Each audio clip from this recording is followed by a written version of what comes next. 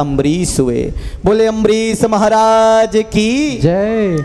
अम्बरीश महाराज महाभागवत थे और देखो अपने हाथों से ही भगवान का पूजन अर्चन और उनके लिए स्वयं गेहूं अपने हाथों से पीसते थे और उसकी रोटी बनाते थे, भगवान को भोग लगाते थे। एक बार भगवान प्रकट हो गए और अम्बरीश महाराज को पंखा झलने लगे। भगवान गोविंद के परम भक्त थे अम्बरीश महाराज। पीछे देखा तो भगवान पंखा झल रहे। सम्राट अम्बरीश ने कहा, अरे प्रभु आप मेरे लिए पंखा झल रहे? भगवान ने कहा, इतना बड़ा सम्राट होकर के मेरे लिए अपने हाथों से गेहूं पीसता है, आटा बनाता, भोग के लिए भगवान को भोग लगाता है, मुझे भोग लगाता, क्या मैं तुझे पंखा भी नहीं झल सकता? और भगवान प्रसन्न होकर के अम्बरीश महाराज को अपना सुदर्शन चक्र दे दिया। कहा, हे अम्बरीश महाराज आज से यह मेरा सुदर्शन चक्र तुम्हारी सुरक्षा में रहेगा। एक बार वो एकादशी का व्रत करते थे, कहते थे नास्ति गंगा समः तीर्थ, गंगा के समान कोई तीर्थ नहीं, केशव के समान कोई देवता नहीं, एकादशी के समान कोई व्रत नहीं और गायत्री मंत्र के समान कोई जप नहीं, भूतो न भविष्यति, न हुआ है न होगा। व्रतों में एकादशी का व्रत महान व्रत है, हो सके तो सबको करना चाहिए। अब एकादशी का उद्यापन कर रहे थे।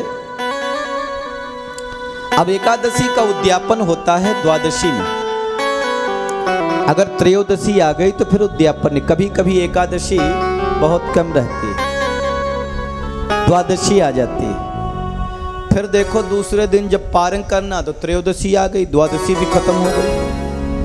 तो त्रयोदशी में पारण नहीं किया जाता, द्वादशी में ही किया जाता है। अब कुछ समय तक द्वादशी थी, फिर त्रयोदशी आ रही थी। इधर दुर्वासा ऋषि आ गए, उनको निमंत्रण कर दिया, नहाने गए, टाइम लग गया, क्या करें, तिथि तो त्रयोदशी आ रही। तो देखो अम्बरीश महाराज को आचार्यों ने कहा भगवान का चरणामृत लेकर के और अपना उपवास तोड़ दीजिए। चरणामृत लेके तोड़ दिया। दुर्वासा ऋषि आए, उनने सोचा इसने मेरा अपमान कर दिया, मुझे भोजन पर बुलाया उससे पहले ही खा लिया।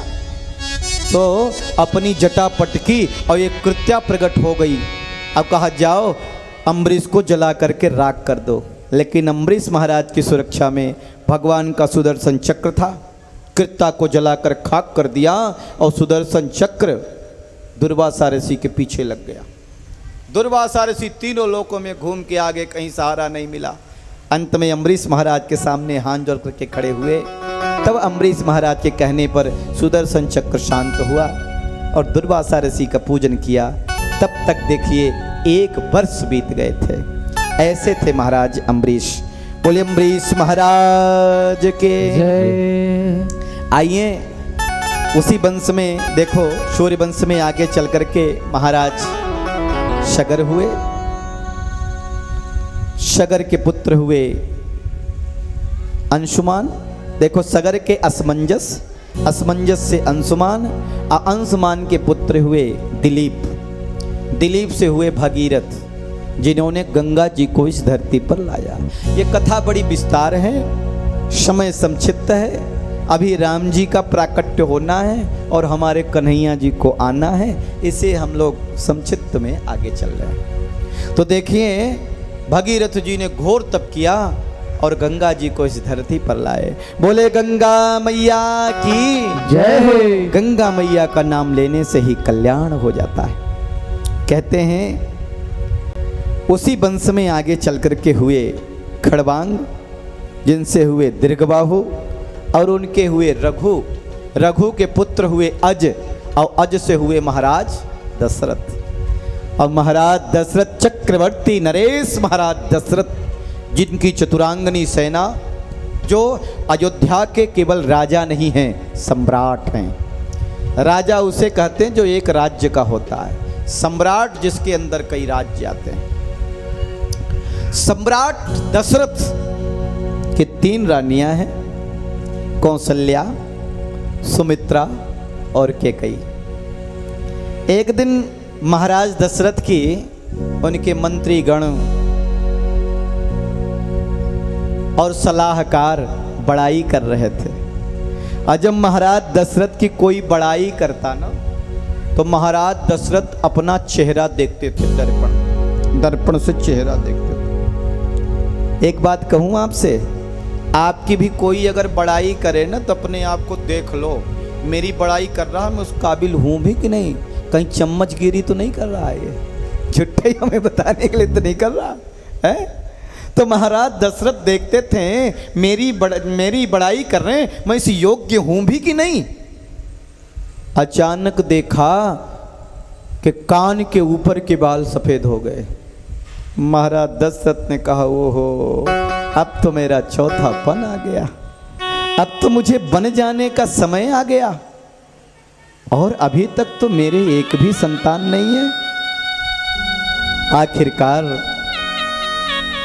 इस अयोध्या का राजा कौन होगा, मेरे बाद इस अयोध्या को चलाने वाला कौन होगा।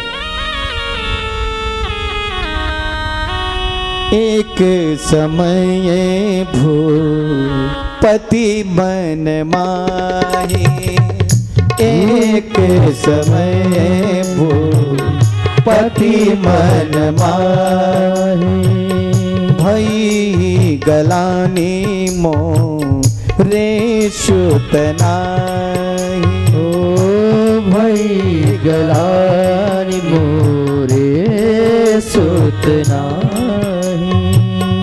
गुरु गृह तुरत गयो महिपाला, गुरु गृह तुरत गए महिपाला, गुरु गृह तुरत गयो महिपाला, गुरु गृह तुरत गए महिपाला। चरण लागे कर विनय विशाला, चरण लागे कर विनय विशाला, निज दुख सुख सब पुरखी सुनायहु, निज दुख गुरहि सुनायो, कही वशिष्ठ बहु विधि समुझायो, तही वशिष्ठ बहु विधि समझायो। गुरु गृह तुरत गयो महिपाला। अगर आपके जीवन में कोई संकट हो, अड़ोसी से, पड़ोसी से, किसी और से कहने की जरूरत नहीं है, क्योंकि तुम्हारे सामने तो नकली आंसू बहाएगा, और जब तुम वहां से चल जाओगे ना, अच्छा हो रहा है इसके साथ, ऐसे ही होना चाहिए था, हैं? बड़ा मुंह चढ़ाती थी, आज अच्छा हो रहा है। ये दुनिया ये दिखावे की है, फंसना नहीं। या तो गुरु की शरण में चल जाओ, और या भगवान के सामने अपना दुखड़ा सुना दो, रो लो। इस दुनिया के सामने रोने से आपको कुछ नहीं मिलना, आपके सामने तो नकली आंसू बहाएगा, ढोंक के, फरेब के, और बाद में व्यंग कसेगा, बाद में कहेगा ऐसा ही होना चाहिए। देखो महाराज दशरथ किसी के पास नहीं गए, गुरुदेव वशिष्ठ के पास आए। वशिष्ठ जी ने कहा राजन चिंता मत करो,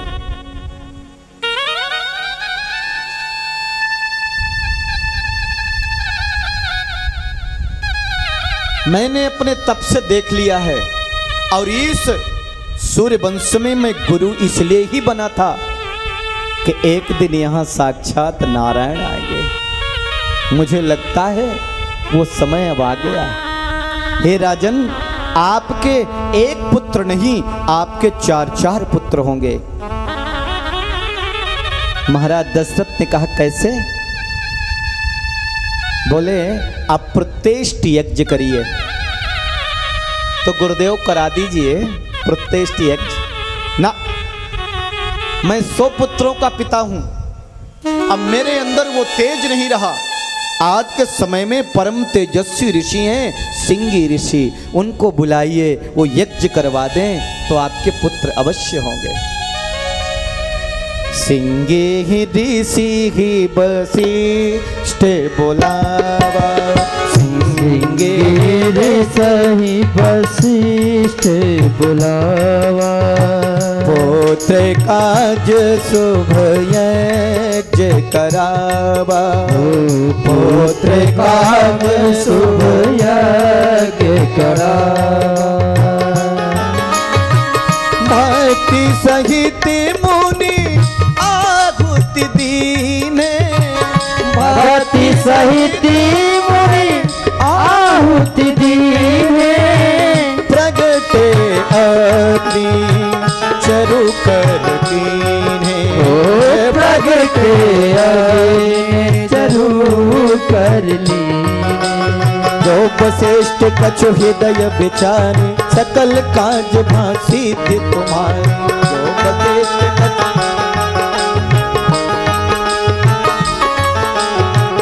यह विवाह देहो निपटाए, यह विवाह देहो निपटाए, यथा योगे जही भाग बनाए, ओ यथा योगे जही भाग बनाए। यज्ञ नारायण भगवान चरु लेकर के प्रकट हो गए। जो कुछ भी वशिष्ठ जी ने विचार किया सारे कार्य सफल हो गए, सिद्ध हो गए। यज्ञ की बड़ी महिमा है। द्रौपदी यज्ञ से ही प्रकट हुई थी, अग्नि से। महाराज दशरथ को हवि दिया।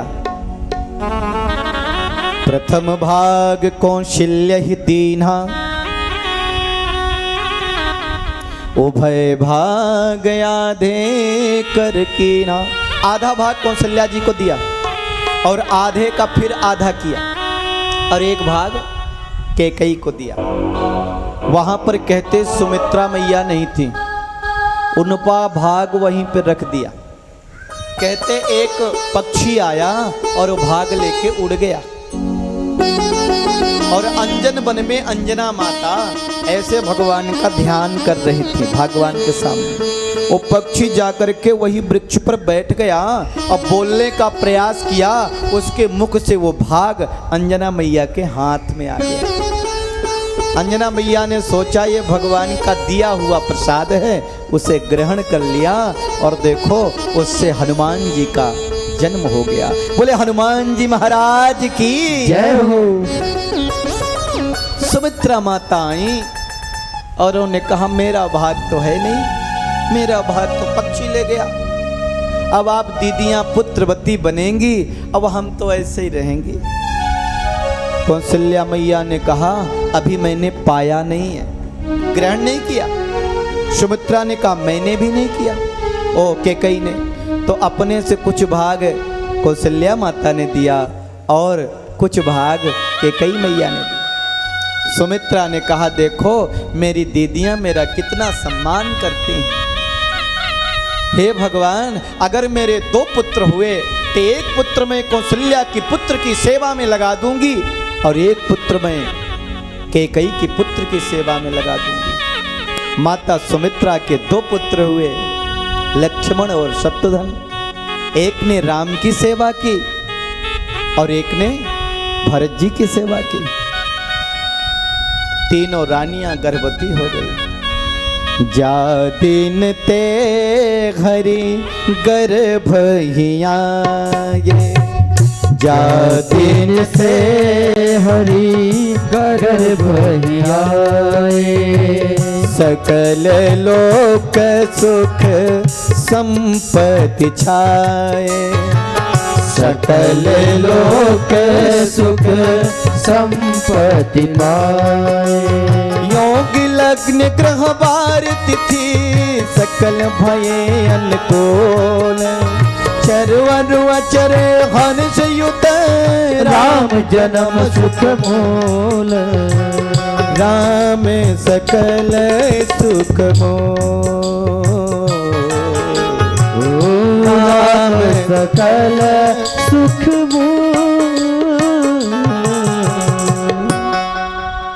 ज्या दिन ते हरि गर्भ ही आए, उस दिन से अयोध्या में मानो सब कुछ अनायास ही आ गया।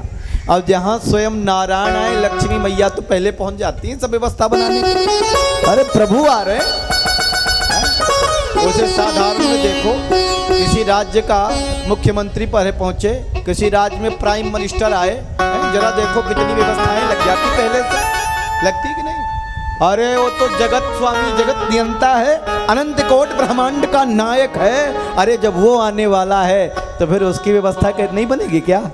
दूत तो सब पहले ही पहुंच जाते हैं। अयोध्या में चारों तरफ खुशियां ही खुशियां हैं, चारों तरफ जल निर्मल हो गया, संपत्ति छा गई। तिथियां आई। प्रथमा तिथि ने कहा भगवान मैं प्रथम तिथि हूँ, आप मुझ पर बता लीजिए। भगवान ने कहा समय नहीं आया। द्वितीया ने कहा मैं भाई दूज से नाम पूजी जाती हूँ, मुझ पे बता लीजिए। भगवान ने कहा समय नहीं आया। तृतीया तिथि ने आई, उसने कहा भगवान मैं हरितालिका नाम से पूजी जाती हूँ, आप मुझ पर बता लीजिए। भगवान ने कहा समय नहीं आया। चतुर्थी आई, उसने कहा भगवान मैं गणेश चतुर्थी के नाम से पूजी जाती हूँ, आप मुझ पर बता लीजिए। भगवान ने कहा समय नहीं आया। पंचमी आई, उसने कहा भगवान मैं नाग पंचमी के नाम से पूजी जाती हूँ, आप मुझ पर बता लीजिए। भगवान ने कहा समय नहीं आया। षष्ठी आई, उसने कहा भगवान मैं सूर्य षष्ठी के नाम से पूजी जाती हूँ, आप मुझ पर बता लीजिए। भगवान ने कहा समय नहीं आया। सप्तमी आई, उसने कहा भगवान मैं अचला सप्तमी के नाम से पूजी जाती हूँ, आप मुझ पर बता लीजिए। भगवान ने कहा समय नहीं आया। अष्टमी आई, उसने कहा मैं अष्टम तिथि, बड़ी दिव्य, ये भगवान के अवतार की तिथि, मुझ पर बता लीजिए। भगवान ने कहा अगली बार सोचेंगे, अब की बार नहीं। नौवीं तिथि आई, उसने कहा भगवान मैं तो रिक्ता तिथि हूँ, आपका मन हो तो बता लीजिए। भगवान ने कहा जो मैं रिक्त होता है उसे ही भरता हूँ।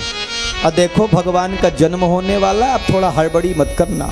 बिना तपस्या के भगवान नहीं मिलते हैं, इतनी देर तक कथा सुनी है, थोड़ा डांट भी सह सकते हो। बोले बाके बिहारी लाल की जय हो।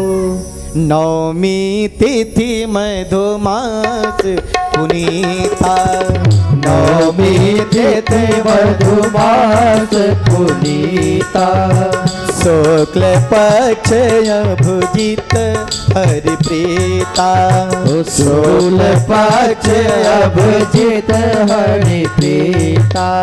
नौमी तिथि में शुक्ल पक्ष में देखो दिन के ठीक 12 बजे मधुमास महीने में हमारे राम जी प्रकट हो गए चतुर्भुज रूप में। ताली बजाओ, बोले चतुर्भुज भगवान की। प्रगट कृपाला दीन दयाला कौशल्या हितकारी, हर्षित महतारी मुनि मनहारी अद्भुत लोप निहारी। लोचन अभिरामा तन घन श्यामा निज आयुध भुजचारी, भूषण बनमाला नयन विशाला शोभा सिंधु करारी। कहीं तुई कर जोरी अस्तुत तोरी केहि विधि करो अनंता, माया गुण ज्ञानातीत यमाना वेद पुराण बन। करुणा सुख सागर सब गुण आकर, यही गावे सितु संता। सो मम हित लागी जन अनुरागी, भयो भय श्रीकंता। ब्रह्मांड निकाया निर्मत माया, रोम रोम प्रतिवेद कहे ममूर सो बासी। ये उपवासी सुनत धीर मत धीर न रहे, उपजा जब ज्ञाना प्रभु मुस्काना। चरित बहुविध कीन जय, कई कथा सुनाई मात बुझाए। जय प्रकार सुत प्रेम ले, माता पुन बोले सो मत डोले। तजहु तात यही रूपा, की जैसे सुलीलायत प्रिय सीलाया। सुख परम अनूपा, सुनि बचन सुजाना रोदन ठाना। होई बालक सुरभूत, रूपा। ये चरित जो गावै हरि पद पावै ते न परई भवकूपा। यह चरित जो गावई हरि पद पावई ते न परई भवकूपा। मृपधेन सुर संत हित लीन मनुज अवतार। हर निज इच्छा निर्मित तनु माया गुण गोपाल। यावर रामचंद्र की जय उमापति महादेव की जय।